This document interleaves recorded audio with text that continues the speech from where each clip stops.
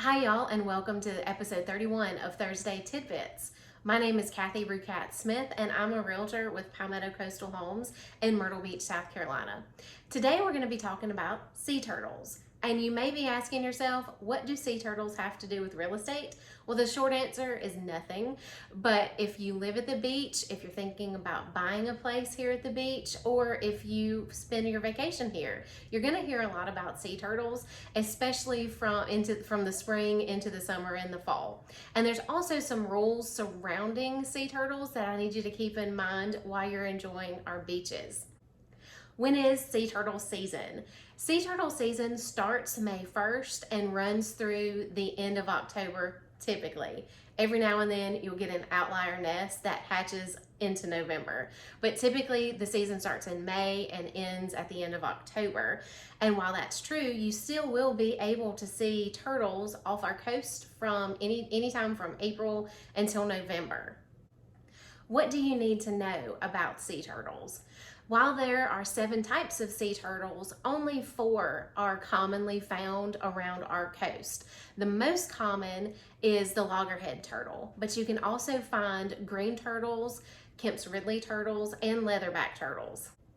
Female turtles come on shore between May and August and lay their eggs. They crawl through the sand up to the high tide mark and dig a hole about 18 inches deep, and that's where they lay their eggs.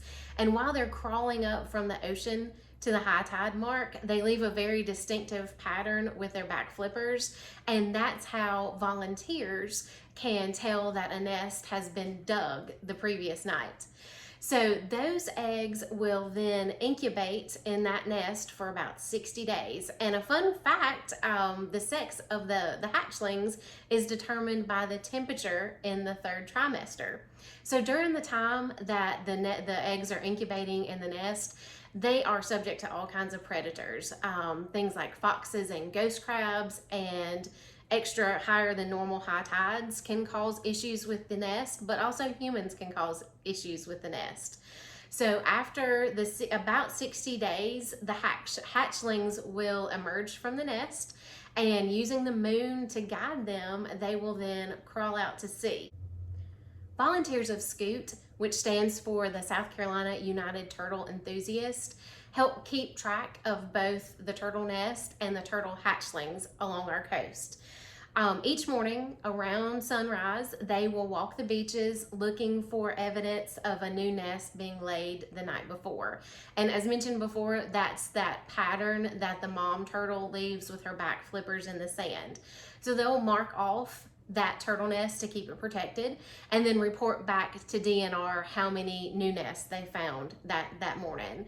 And then throughout the turtle season, they will keep an eye on those nests and watch them every morning to see if they see any signs of the nest hatching. Once it hatches, they then, several days after it's hatched, they do an inventory of that nest. So they count how many eggs there were total, how many were not hatched, and if there's any hatchlings that have not been able to get out of the nest, they will remove those turtle hatchlings from the nest and release those down to the ocean and make sure they get out to the ocean safely. Over the years, I have been fortunate enough to witness several inventories, and I even got to help count the eggs at one inventory. So at the end of this video, I'll post some pictures of hatchlings and nest inventories, and then the protective cages around the nest that the volunteers put up. That way you'll know what to look for when you're out on the beach. You can also check out my Facebook page and search for sea turtles once you get on the page, and then you can see some posts and pictures that I've posted over the years. What are the rules regarding sea turtles?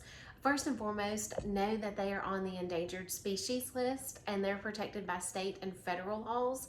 And the federal laws can carry jail time and up to a $15,000 fine. Do not approach a mother sea turtle that's coming up on shore to lay her eggs, and do not take pictures of her with a flash. Both approaching the turtle and the flash photography can scare her and send her back to the ocean, and she could possibly lose her eggs. Do not approach the baby hatchlings either if you see those hatchlings leaving the nest and going to the ocean. The same rules apply. Approaching them or using flash photography can startle them and impede their journey to the ocean. I hate that I even have to mention these next two because I feel like they should be common sense, but obviously they're not, or we wouldn't have to say them. So do not dig up a sea turtle nest if you find one. And also, if you see a female sea turtle, do not try to sit on it or take pictures take a selfie with the turtle. You need to remove any trash that you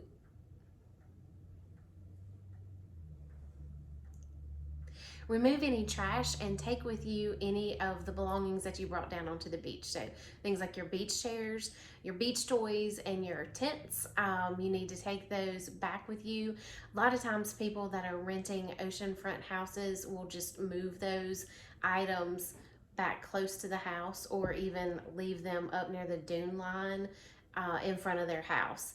But the turtles can become entangled in those items, and it can also impede them getting to or from the ocean. So take all those things with you and leave them back in your house after you've left the beach for the day. Also, if you're staying in a beachfront house or condo, you'll need to, at night, turn off your exterior lights. This is especially important when it's hatchling season and those turtles are hatching and trying to make their way back to the ocean. They're guided by the moon, and those artificial exterior lights can get them confused, and sometimes they think those lights are the moon and they head away from the ocean instead of to the ocean, and that can lead to problems for the hatchlings. Depending on where you are watching this video, I will either leave in the comment section or in the description some links to other sites that will give you some other valuable information about sea turtles if you're interested in learning more. Being able to witness the cycle of life of a sea turtle is only one of the great things that you'll get to witness when you live here at the beach or if you happen to visit at the right time. Let's do our part to protect them and to protect their habitat. And if you've got any questions about sea turtles, comment below. If I don't know the answer, I will do my best to find the answer for you. Talk to you soon and have a great day.